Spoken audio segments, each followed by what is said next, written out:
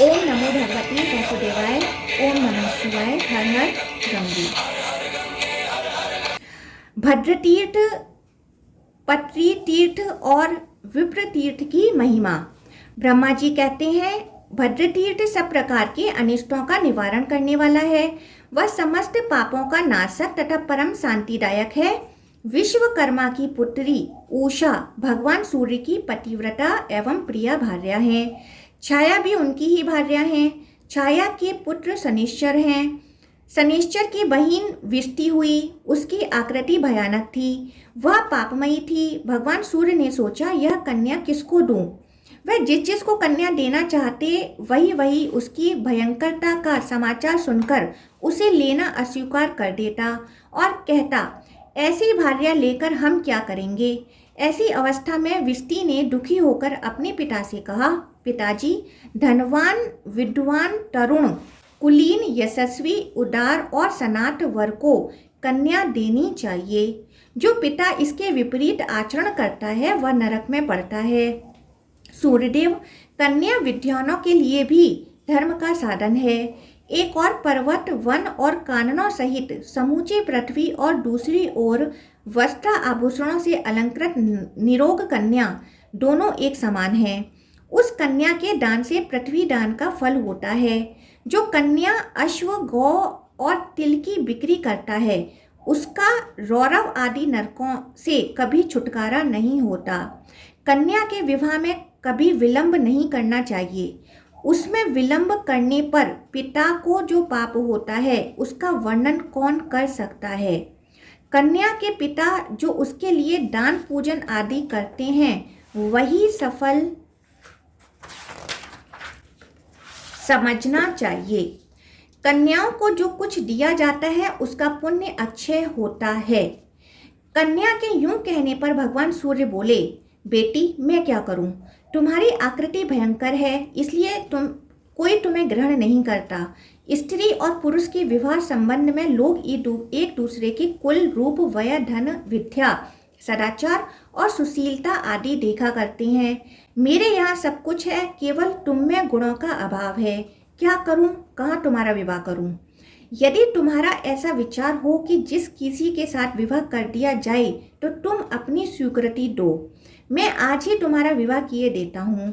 यह सुनकर विष्टि ने अपने पिता से कहा, पति, पुत्र, धन, सुख, आयु, रूप और परस्पर प्रेम ये पूर्व जन्म में किए हुए कर्मों के अनुसार प्राप्त होते हैं। जीव पहले जन्म में जो बुरा भला कर्म किए रहता है उसके अनुकूल ही दूसरे जन्म में उसे फल मिलता है। अतः पिता को तो उचित है कि वह अपने दोष से मुक्त हो जाए। कन्या का कहीं योग्य वर के साथ विवाह करते फल तो उसे पूर्व जन्म के कर्मों के अनुसार ही मिलेगा। पिता अपने वंश की मर्यादा के अनुसार कन्या का दान और विवाह संबंध करता है। शेष बातें जो प्रारब्ध में होती हैं वे मिल जाती हैं।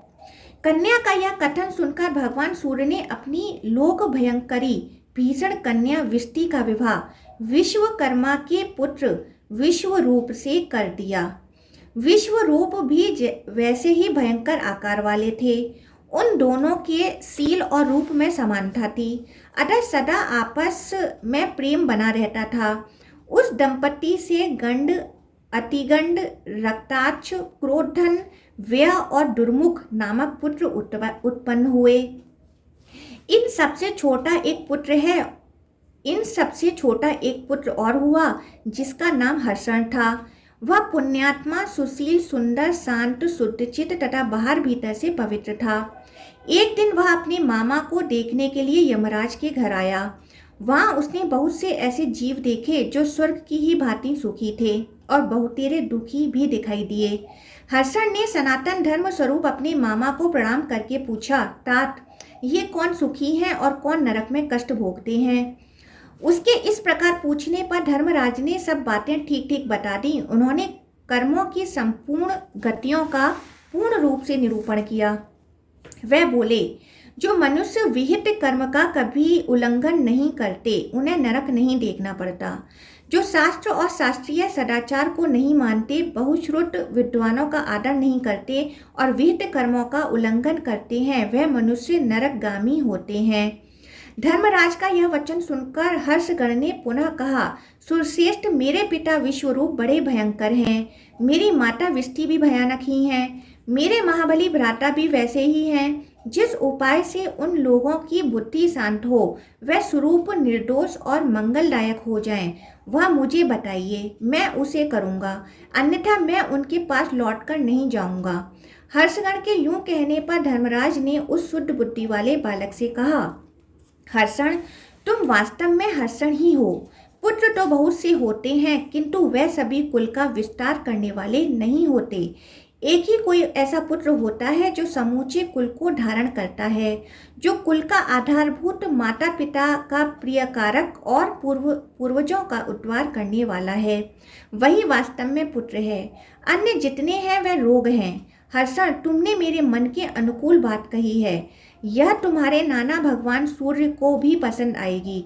अतः तुम गौतमी तट पर जाओ और वहां स्नान करके मन को वश में रखते हुए प्रसन्न चित्त से जगत योनि शांत स्वरूप भगवान विष्णु की स्तुति करो। वह यदि प्रसन्न हो जाएं तो तुम्हारे समस्त मनोरथों को पूर्ण कर देंगे। यह सुनकर हर्षण गौतमी तट पर गया और स्नान आदि से पवित्र हो देवेश्वर भगवान विष्णु की स्तुति करने लगा। इससे प्रसन्न होकर श्री हरि ने हर्षण को वरदान दिया, तुम्हारे कुल का कल्याण हो, समस्त अभद्रों अमंगलों की शांति होकर भद्र मंगल का विस्तार हो। भद्रम अस्तु कहने से हर्षण के पिता भद्र कहलाए और माता विष्टि का नाम भद्रा हुआ। तब से वह स्थान भद्र तीर्थ के नाम से प्रसिद्ध हुआ। वह सब प्रकार से मंगलदायक तथा तीर्थ सेवी पुरुषों को सब प्रकार की सिद्धि देने वाला है।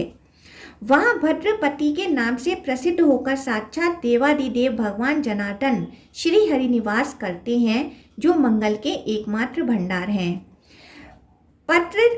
पतत्री तीर्थ रोगों तथा पापों का नाश करने वाला है। उसके स्मरण मात्र से मनुष्य कृतकृत्य हो जाता है। कश्यप के 2 पुत्र हुए, अरुण और गरुण।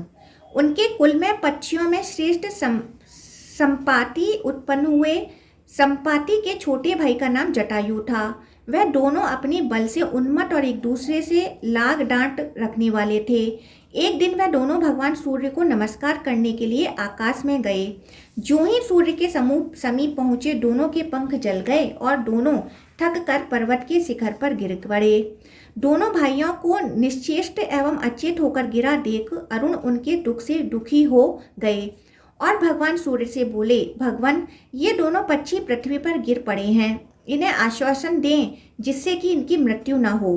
तथास्तु कहकर सूर्य ने उनको जीवित कर दिया। गरुण भी उनकी अवस्था सुनकर भगवान विष्णु के साथ वहां आए और उन्हें सांत्वना देकर सुख पहुंचाया। तदंतर सब लोग अपने संताप का निवारण करने के लिए गंगा तट पर गए। जटायु, अरुण, संपाति, गरुण, सूर्य तथा भगवान विष्णु सबने उस प्रचुर पुण्यदायक तीर्थ में प्रवेश किया। तब से वह तीर्थ पतत्री तीर्थ के नाम से विख्यात हुआ। वह विष का नाशक तथा संपूर्ण अभीष्ट वस्तुओं को देने वाला है। साक्षात सूर्य तथा विष्णु गरुण और अरुण के साथ वहाँ गौतमी तट पर रहते हैं। भगवान शिव का भी उस तीर्थ में निवास है। उन तीनों देवताओं की उपस्थिति से वह तीर्थ बहुत उत्तम हो गया है। जो वहाँ स्नान करके पवित्र हो उन देवताओं को नमस्कार करता है, वह आदि व्याधि से मुक्त हो परम सौख्य का भागी होता है। गौतमी के तट पर विप्र तीर्थ भी बहुत विख्यात है। उसे नारायण तीर्थ भी कहते हैं। उसका उपाख्यान आश्चर्य में डालने वाला है। अंतवेदी गंगा यमुना के बीच में भूभाग में एक ब्राह्मण रहते थे, जो वेदों के पारंगत विद्वान थे। उनके कई पुत्र हुए, जो बड़े विद्वान, गुणवान, रूपवान और दयालु थे। उनमें जो सबसे छोटे भाई थे, वे अनेक गुणों से संपन्न, शांत, सर्वज्ञ और परम बुद्धिमान थे। उनका नाम आसंदिव था। आसिंदिव के पिता उनका विवाह करने के लिए प्रयत्नशील थे। इसी बीच में एक दिन रात को ब्राह्मण कुमार आसिंदिव सोए हुए थे।